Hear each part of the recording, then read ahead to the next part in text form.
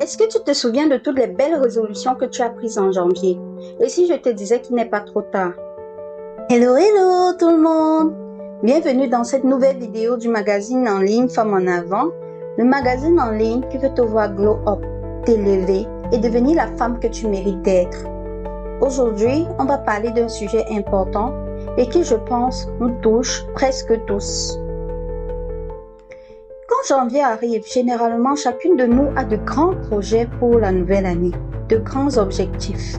On veut devenir meilleure, plus belle, plus épanouie, améliorer nos relations avec les membres de nos familles, nos amis, nos enfants.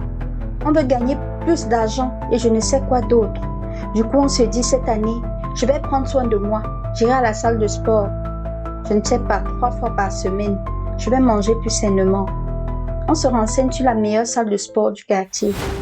On souscrit direct à l'abonnement, très souvent au plan annuel. On achète tous les équipements qu'il faut, tennis, vêtements de sport, bref, tout pour être fraîche à la salle de sport, quoi.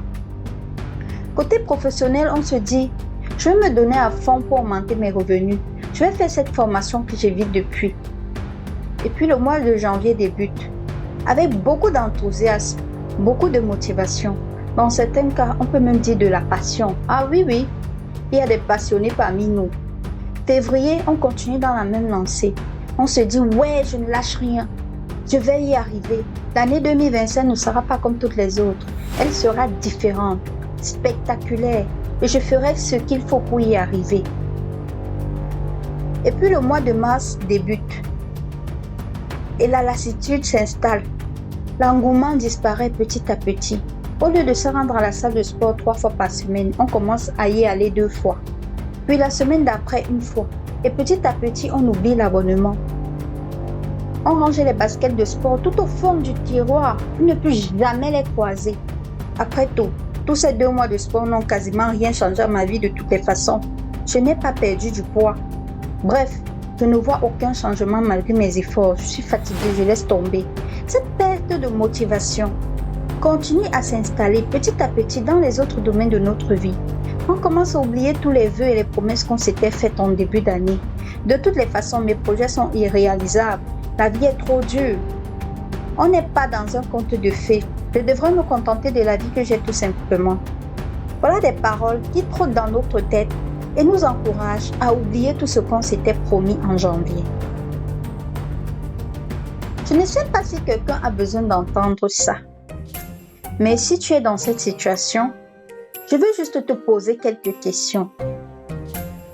Où en es-tu avec tes projets de l'année 2025? Qu'as-tu accompli durant ces 6 premiers mois? Car il faut le dire, nous sommes pile dans le 6e mois de l'année. C'est le moment idéal pour faire un point sur tout ce qu'on s'était promis de faire en janvier. Alors, où en es-tu, ma belle? Il faut que tu sois honnête envers toi-même pour répondre à ces questions et décider ce que tu veux vraiment pour l'année 2025.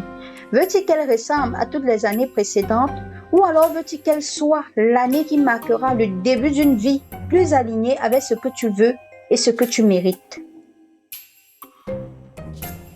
Si ce que je dis dans cette vidéo te parle, je veux que tu ailles chercher ton carnet dans lequel tu avais marqué tes objectifs à atteindre durant l'année 2025. Relis-les à haute voix et demande-toi exactement pourquoi tu les avais rédigés. Veux-tu toujours qu'ils se réalisent? Si tu as répondu oui, alors tu sais ce qu'il te reste à faire. Il y a encore 6 mois devant toi avant la fin de l'année, alors reprends-toi. Tu peux encore recommencer à aller à la salle de sport pour perdre ces quelques kilos superflus qui t'empêchent de rentrer dans ta robe préférée. Tu peux encore faire cette formation, suivre ce coaching pour changer la donne.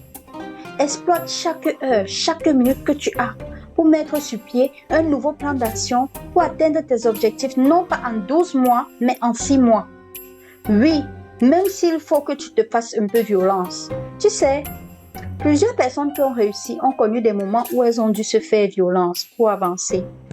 Alors n'hésite pas à franchir le pas toi aussi. J'espère que cette vidéo t'a parlé. Je tenais vraiment à partager cela avec toi pour t'éviter d'avoir des regrets en décembre 2025 comme c'était le cas durant les années précédentes. Ma belle, tu as encore 6 mois. Ce n'est pas le moment de baisser les bras. C'est le moment de réajuster tes plans pour atteindre tes objectifs.